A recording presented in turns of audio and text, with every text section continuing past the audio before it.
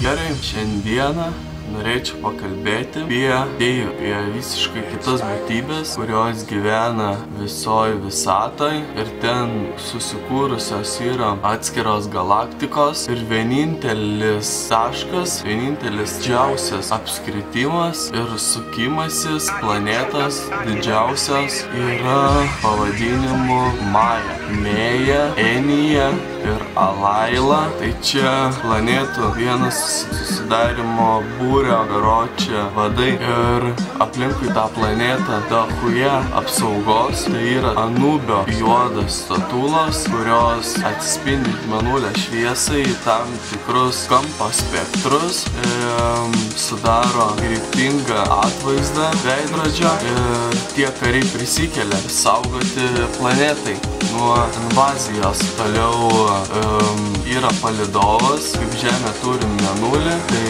ta planeta, kurios pavadinimas Savana, turi taip pat savo palydovą pavadinimu Eos. O toj planetoje su baltaja akim ir pirštinė tamsoje gali sudaryti savo iliuzinę fantazijos žaidimo erdvę, kur pats gali sukurti tai, ką nori. Ir kas tau atrodo neįmanoma, ten išlenda tokie dalykai kaip stalas su 28 kojom, o ant jų vienas turi spyglius, kurie kaitaliais tarpusavyje ir suteikia naujus rutuliukus, kurie išlenda ir bėgioja po visą stalą, taip įmagnetindami jį, ir tas stalas gali susidėti save nori ir pats gali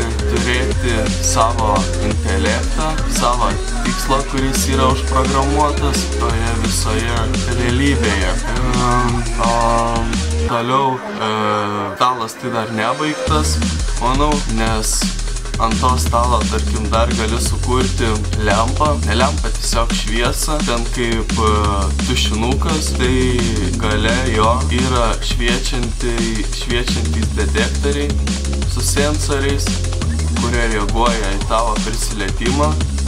Ir tu gali piešti linijas, kurios pasiverčia į materialų daiktą ir tada gali jį koreguoti pagal patinkantį tau lapą ir tada, realiai planeta turi gyvybės medį, tai vadinasi miško dvasia ir medžių saugotojai. Tai vienintelė civilizacija iš labai,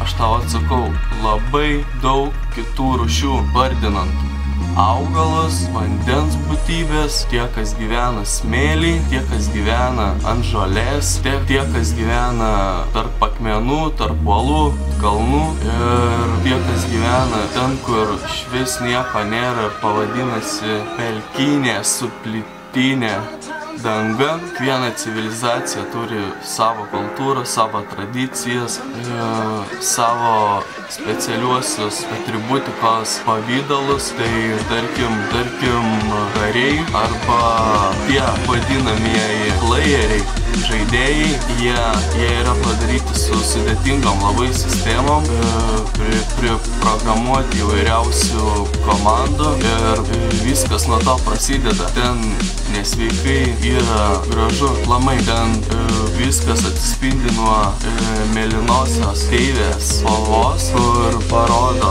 tokį tavo idėjų žaismą ir kad labai esi nustebęs, nes čia vadinasi ta akimirka ir momentas susijungia, gaunasi letenyčia, o letenyčia yra tau liečia, kaip tave liečia dvasia ir siela tave kalbina, o tas pasaulis tiesiog svarbiausiai neegzistuoja. Ta visa energetinė sirbimo skylė su savo triženkliais ženklais, kurie sudaro, tiesą sakant, erdvę